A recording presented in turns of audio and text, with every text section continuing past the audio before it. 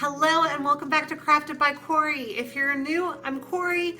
Welcome to my channel. If you're returning, thank you as always for being here. I have some brand new Valentine's DIYs. So let's go ahead and get right on into the crafting. DIY number one. All right, I have some watercolor paper that I'm going to be using for this project, and I'm going to be using a method that was shared with me by a friend of mine, Rebecca, before the holidays, and I had wanted to use it, but I ended up not finding time to do it for one of my videos for Christmas, so I figured why not do it now. So I'm going to be making a card. I am marking off the 4-inch mark down the center of my paper here because this is an 8 by 8 inch piece of cardstock, for lack of a better term. It's a heavier weight, and so I'm going to be making a card with a watercolor design. Just trying to get it folded in half right now and making sure that my edges are lined up as best as I can and creasing my card. So now that I know where my front is, I'm going to use this cute little heart-shaped cookie cutter to create my design. I just have a paper plate here. I'm grabbing out my watercolors. These are nothing special. They are from the Dollar Tree. I've had them in my stash for a while. And adding in some water to the colors that I want to use. I started to put it with the blue and then I opted not to. I realized I had the purple there, but I did add to the white and the red as well. And now I've got some little paintbrushes. I'm going to work the water into each of those colors and transfer some of the color over to my plate. Now, obviously you can't really see the white, and it's really going to be meant to create some pink here because for whatever reason, my little Dollar Tree palette does not have pink. So I just opted to make some with my white and red. And it worked out just fine. So now I'm going to put some red here as well. And then I will also be adding in the purple, and I'll kind of like blend them together at the edges. So I'm creating approximately the shape of my cookie cutter, or at least a circular area where I know that the edges of my cookie cutter will be able to pick up paint. Hopefully that makes sense. And I just put red paint in my white little tray inadvertently, but but I hope you can see what I'm doing here. I'm dipping my cookie cutter into the watercolor, and I was finding I needed to kind of go back over it because I didn't quite get enough paint the first time. So I was just really careful to line it right up over top again and did it a second time. Now, I wish I had been a little bit more careful with my positioning because I ended up having too much space at the top and then not enough space at the bottom, but they gradually, I guess, got a little closer together, so maybe I can call it part of the design. I did it on purpose, but I really didn't. But you know what? It's a handmade card and it is part of its charm. That's what I'm going to go with. You know, homemade is never perfect, but it's homemade and it's special that way, right? So now I have my water brush from the Dollar Tree, and I am kind of running along the lines of the watercolor here and helping them to bleed into the heart. Bleeding heart. I didn't really mean to make that pun, but if I had to do it again, I probably would have grabbed a flat brush and used regular water and taken the flat edge of the brush and kind of positioned it along the edge of the watercolor and swept it in towards the center of the heart. Hopefully that makes sense. But this worked just fine. It just took a little bit more effort, but it worked out perfectly well. So if you have a flat brush and you don't have this, that is definitely a good option. And like I said, I would probably opt for that if I had to do it again, or in the future when I do it again, because I actually enjoyed this process. I think it's so super pretty. I really like the way that the watercolor just flows into the the water itself as you place the water down. There's just not a whole lot of color deposited here, so there's not a lot to bleed in. So what I ended up doing is coming back in and depositing some additional color on my design just slightly around the edges to help create that bleeding effect. So just working my way around each of them, I'm making sure that I have some water going through the hearts. So it was a little bit saturated, probably more so than it needed to be, but this is my first time attempting this kind of style of painting, so I was learning as I went. But here you can see adding some more of that red, and you can see it just bleeding right in towards the center where I have the water. And it did not stray outside of my little lines that had been created with the cookie cutter. It's kind of a neat thing where the paint just goes where the water is set. So kind of a neat medium to work with. I'm just adding a little bit more bleed around the edges of the heart and getting it to where I want it, adding in some more purple now. I had just added the red at the bottom and now adding in some of the purple around the top area. But I think these look so super pretty, and it's a really soft look, but it kind of gives it a little bit dimension, almost helps make them look curved in a way. So I helped them to dry a little bit. My paper was warping here, and so what I wanted to do is set something down heavy on top of it. So I got it to a point where I felt like I could put a paper towel over it and not mess up my design. So went ahead and I folded it in half, set my paper towel down.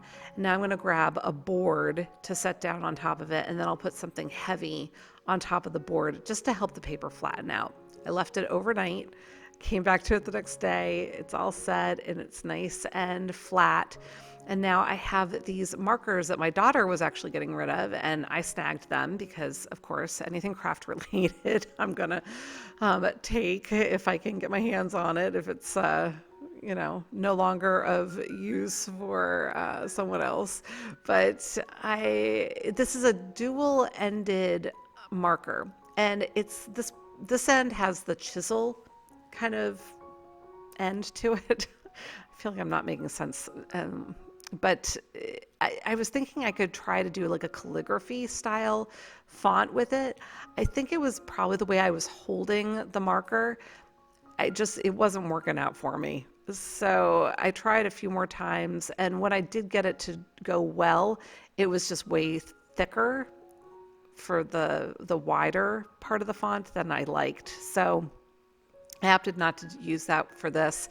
Then I was using the fine point, just kind of testing out some different things. I finally went to a script font, and I decided that that was the way that I wanted to go.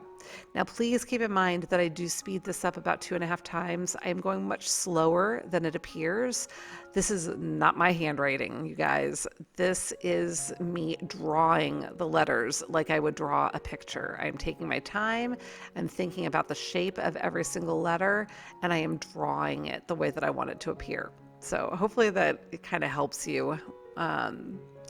I always laugh when people compliment my handwriting in these videos because my handwriting is really pretty atrocious. So when I do hand lettering, I take my time and I'm really just drawing the letters. But here I've got a bunch of little decorative buttons. I decided I wanted to jazz up the card a little bit more with something else sweet. I don't want it to be overly feminine because I am planning on giving this card to my husband for Valentine's Day. So I want it to be sweet and decorated, but I don't want to be putting like bows all over it because he I think might appreciate the buttons a little bit more. So these were self-adhesive, but they've kind of lost a lot of their stick. So I am using my hot glue just to fasten these on. I just worked my way down and attached each of the buttons. And that was really it for this project. I think this is super sweet. I will definitely be using this method with the watercolor in the future. And I'm all set with my Valentine's card. I just have to come up with something sweet to say on the inside.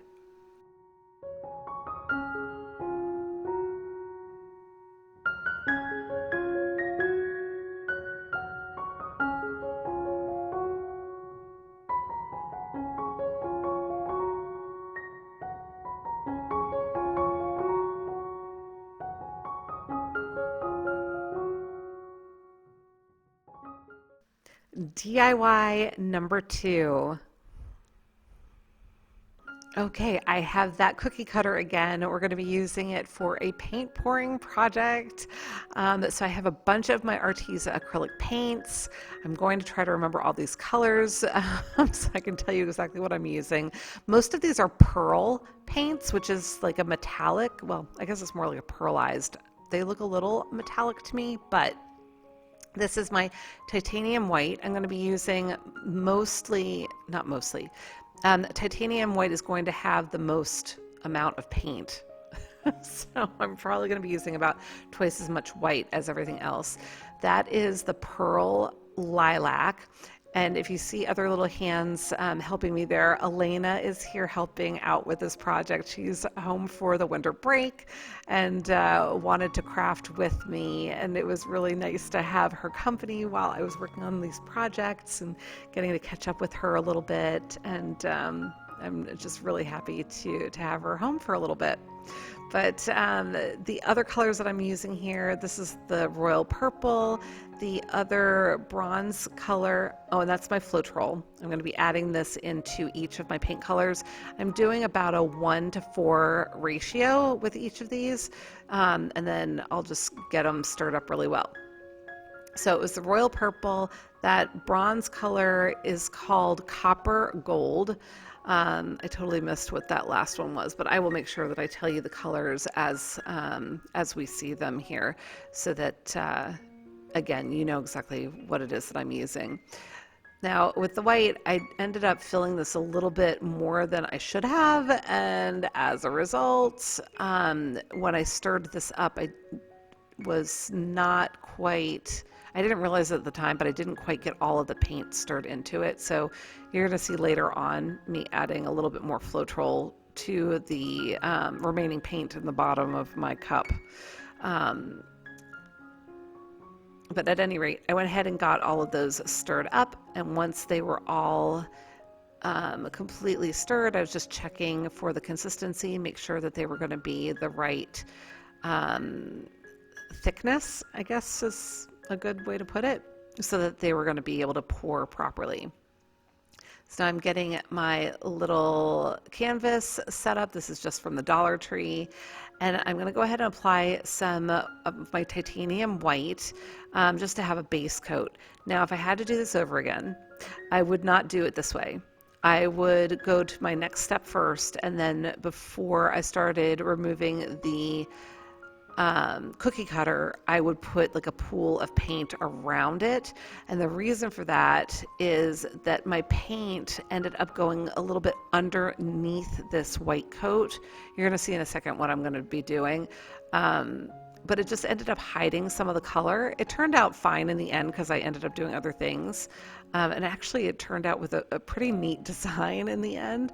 But at any rate, if I had to do it again, I would probably not put the base coat of white down first, but just hitting that with my torch, and I'm going to drop that cookie cutter right into the middle. I'm going to be filling up my cookie cutter. All right, so this is my royal purple that I'm putting down. This is the only one that's not pearlized or pearl. This one, I believe, is the pearl magenta. Yes. Pearl magenta, a little bit more of the titanium white in here. and I wish I had put less paint each time. This is the Pearl Raspberry. I would have liked to have layered these more, but I ended up with just one layer of each of these colors. That was the Copper Gold, more titanium white, and now I have my Pearl Lilac. So you can see it's starting to bleed out, but you can also see that it's kind of going underneath the white paint. So I'm just basically lifting and dropping the cookie cutter to let a little bit of paint out at a time. And it looks pretty cool, but can you see how it's kind of underneath the white paint? And the color's bleeding through a little bit, but again, if I had to do it again, I would have filled up the cookie cutter, and then right before I started lifting it, I would have put a pool of white paint around the edge just to help with allowing it to move the way that I am now moving it. So I was hoping to try to salvage that heart shape in the design. I ended up not being able to do that, but like I said, it did end up being a really cool design. I wasn't super thrilled with it at first. Like right here, I'm looking at that giant open space that is just the pearl, I want to call it orchid, lilac, the pearl lilac, and yeah, that big space right there. I'm not thrilled with that right now.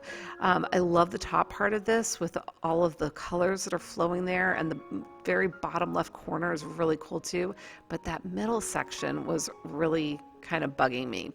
So I asked Elena to go and grab a balloon out of my stash, and while she was doing that, I hit this with my torch again. I wish that I had had time to mix the paints and let them sit for a little while, just to let some of the air bubbles come to the surface and leave the paint, but it worked out just fine. So we blew up the balloon, and I am doing little balloon kisses. This is another technique I have never done before, so I don't know if I was doing it right. I felt like I had a lot of paint on the canvas. It's possible that I just had too much paint on here, but I continued to go ahead and do my little balloon kisses. I was wishing that I had had a different canvas to put the paint onto that I was removing from this. But again, right now I'm looking at it and I'm going, oh boy, what have I done with this? I was thinking this might turn out to be a fail, but in the end, once it was dry, Rich says that he can see people in it. And I'm actually going to call this Angels in the Heavens, I think, but you'll have to take a look at it. It's going to dry completely different from what you see right now, but you'll have to take a look at the final picture and let me know if you see what we see. I would love to get your comments about what you see here.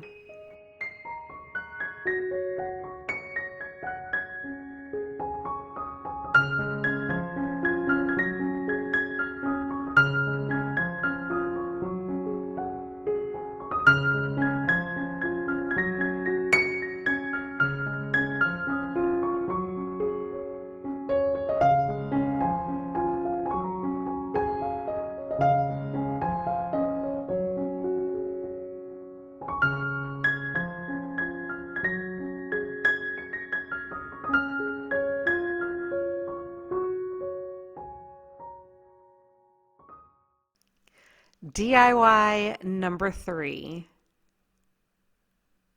All right, Dollar Tree vase. I had so much paint left over, you guys. I had to do another project. So here I am. I've wanted to do a vase pour for a long time. This turned out so good. I am in love with this vase, but at any rate, I just was going to get cleaned up. Used a wipe and then just wiped it down with some paper towel, make sure that it was nice and dry. I have a little solo cup there. I need to figure out a different kind of cup, you guys, because this almost turned into a natural disaster in my craft room with the cup that I'm using. Anyway, this is another little canvas. This one actually is from Michael's, I believe. I think I'd gotten a whole pack of I want to say it was 20 different canvases and all different sizes, and I think this was from that pack. So at first I started pouring my excess paint over one at a time. And I was thinking, I would just do a straight pour with each of these and see what it ended up doing. Um, as I was going, I was like, this isn't quite what I had in mind. It wasn't doing it for me. But of course, true to my style, I continued to try to push it a little bit and see if I could get it to do something more interesting. And I'm looking at it thinking, yeah, no, I need to mix my paints. But I decided I needed to have at least one of each color on here before I did that. But I was watching it pool around the canvas and thinking that it looked really, really pretty. So I went ahead, yeah, I needed that copper gold on there. But I went ahead and layered my paints in my cup. This time I was able to do multiple layers with the colors and just going a little bit at a time with each of them. Same colors as the last project, but just a different method, trying to use up some of the paint that I had mixed. But here we go. I really do appreciate all of you who are still here watching and visiting with me. Up here I'm going to add my Floetrol. That was the paint that I realized was still heavy in the bottom of that cup and hadn't gotten mixed in properly. So getting some Floetrol mixed in there to make sure that it's usable and the right consistency for pouring. But I do appreciate every single one of you. So thank you for being here. I hope that you all had a wonderful holiday season. Happy New Year to all of you, and thank you again for being here. But once I got all of this layered, I am going to go to real time now. So no longer 2.5 times. This is real time, showing you how I am pouring over this vase, just going in a circular motion. I am sure that there is a name for what I am doing, but I am not that well versed in the terminology with the pour painting yet. But I am loving this design. And these colors, most of them are, actually, I think all of them are semi-opaque or semi-translucent. So only the white, because I did go back and look at them all afterwards, because it dried so much lighter than what you see right now.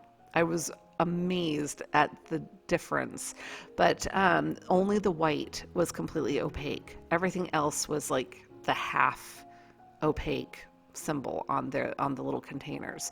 So yeah, but just really, really pretty. And at the end here, I'm going to start doing it in a heart shape. I figured just give a little nod to the heart on the bottom of the vase. I wasn't sure if it was going to maintain the shape in the design through the drying process, because it was going to continue to fall over the edges and drip down. But I figured, why not? So getting that heart shape in there, you can see all of the colors on the canvas now. They look so pretty.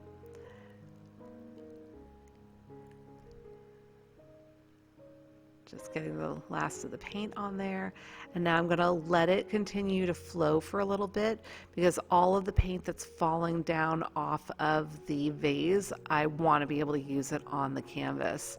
So just going to be leaving that for a moment. I'm going to go and grab another pair of gloves, and I'll go back to my 2.5 times the speed here, so that we aren't feeling like we're sitting here watching the paint dry. But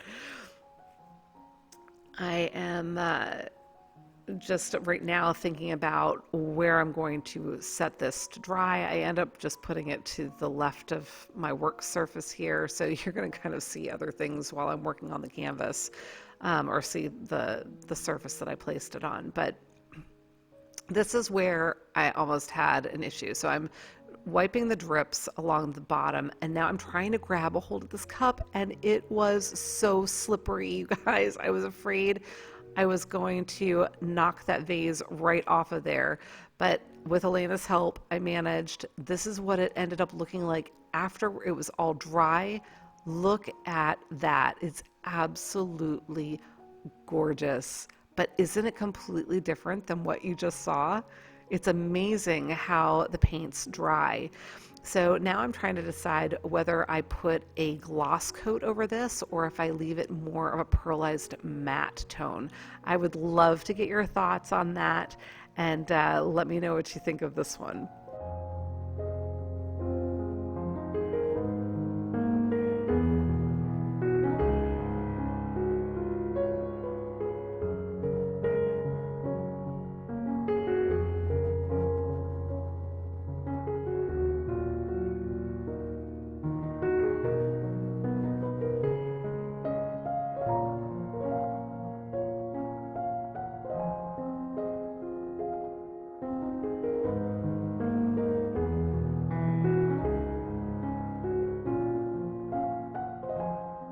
And now it's time for a shout out timeout. Nice, Rose. Rose has been busy. I love these. Thank you so much for sharing, as always. I would love to give you a shout out as well. If you have interest, just send me an email at craftedbycorie@gmail.com. And back to DIY number 4. So that canvas, we just took the vase off of it. It is filling in. You can see me kind of sliding that plastic covered wood around over.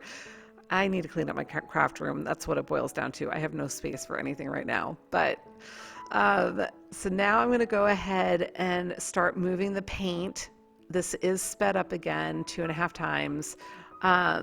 So I'm just trying to keep that pretty image, so to speak, in the middle of the canvas. And I thought that this looked absolutely gorgeous. Trying to keep that kind of flowery shape where it all comes together there. Trying to keep that somewhat in the middle of the design. I'm trying to make sure that I'm also hitting each of the corners and that the edges are all covered with paint.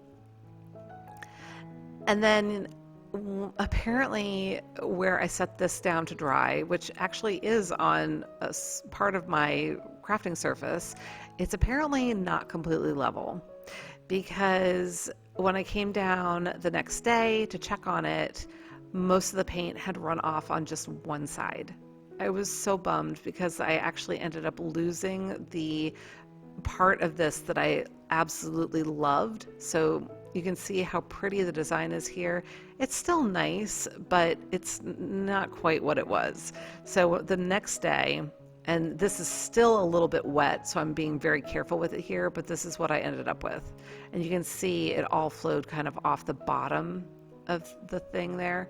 I'm trying to decide which way is up. I think I might hang it this way.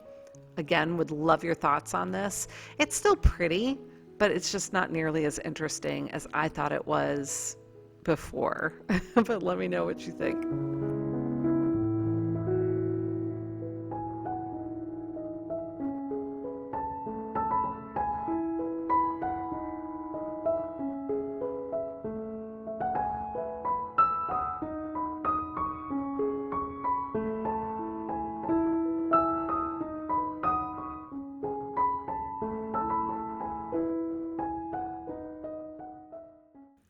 DIY number 5.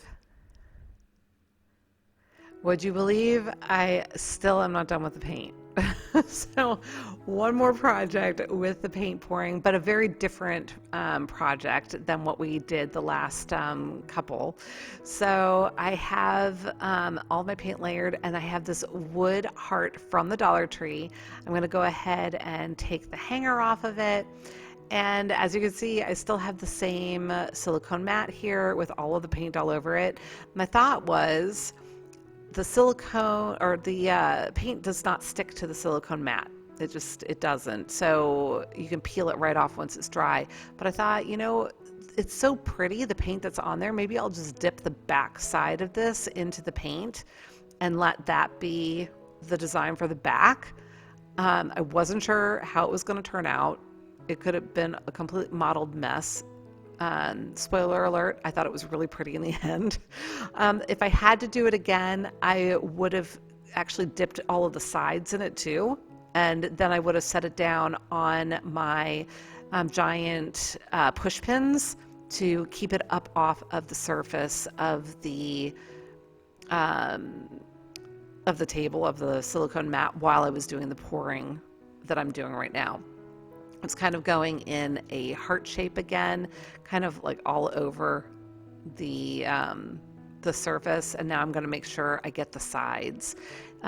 It wasn't really flowing evenly over the sides, probably because of the shape of this. So that's kind of why I'm saying I would have in hindsight, or I should have in hindsight, dipped the edges as well, and then also the bottom, and then I could have set it up on the giant push pins or thumbtacks, however you want to call them, and then I could have done the paint pour on the top of it. It all worked out well in the end. It was actually really, really pretty. You're going to see in just a minute, but just making sure that I've got all of the surfaces covered, and I'm trying not to mess with the design that I've got going on the top surface, which I think is really fun and funky. I like it a lot. But once I had that all done, I went ahead and I did get out my push pins, and I decided I was just going to move it off of the mat. Even though it won't stick to the mat, there's a lot of extra paint there, and I don't want all of that extra paint to come away with my with my piece, right? I would end up having to like cut the paint away, and I didn't want to have to do that. So here it is all dry. That's the back. So I think it's really pretty, and the front is so fun. I had gone in and used my little torch to pop those bubbles as well, and it created all kinds of little cells. You're going to be able to see more of a close-up in just a minute, but in the meantime, I am grabbing my twine. I decided I wanted something longer than the hanger that came with it originally, so I put a loop through it, and I'm kind of tying that off, so to speak. And then I'm going to go to my stash and grab out some pre-painted beads that I have from a project a while back. And some of these are the buffalo check, as you can see. Some of them are white, some of them are gray, and there are black beads in there as well. I was debating just white. I was debating white with the buffalo check. Ultimately, I thought that the buffalo check was too busy with the design. I wanted something a little bit more simple, so I went with the white and the gray. I almost did just all white, and I think that would have been really pretty too, but I opted to alternate the white and the gray. Now, once I got this on here, I decided I really wanted more of a rustic look to it with a spacer, so I ended up tying a knot between the two beads. And so then I went ahead and pulled that down, and I thought that was super cute, and I decided I was going to do that. Of course, I didn't learn the first time that I should do the knot before I put the next bead on. So I get it down there. I'm like, you didn't put the knot in there. So now I have to keep running the bead through my knot. So yeah, you can learn from my errors, but knot it before you put the bead on. It makes it a little bit easier. I'm just a slow learner sometimes. Ooh, that time I actually did it right. Of course, I go back and revert to the other way in another moment, but I went ahead and continued to alternate the beads until I had 5 of them on there, 3 white, 2 gray, and then I just on the end tied it in a bow and just got that to the way I wanted it. I thought about tying off the ends, and then I decided I actually liked the look of them being a little bit frayed. Here I'm just pulling it a little bit tighter, each of the knots, and making the spacing a little bit looser with the knots by pulling those knots tighter. Hopefully that makes sense. But I did like the fraying, so I just went ahead and I held on to the end of it, you can see, and then I used my finger to kind of rub it and fray up that end. was a little bit too long there, so I went ahead and trimmed that and then did it again. And I thought maybe in fraying it on purpose like that, it would kind of tangle it a little bit and help it not to unravel long term. But anyway, I think this is super sweet. Let me know what you think.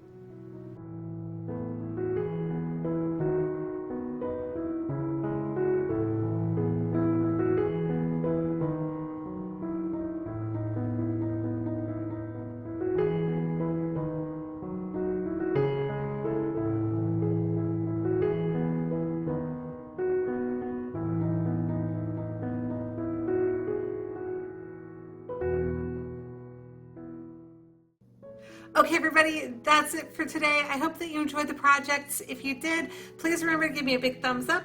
Leave me a comment. Let me know which one was your favorite. And until the next time, be well, be kind, and make it a great day. Thanks so much for watching. Take good care. Bye.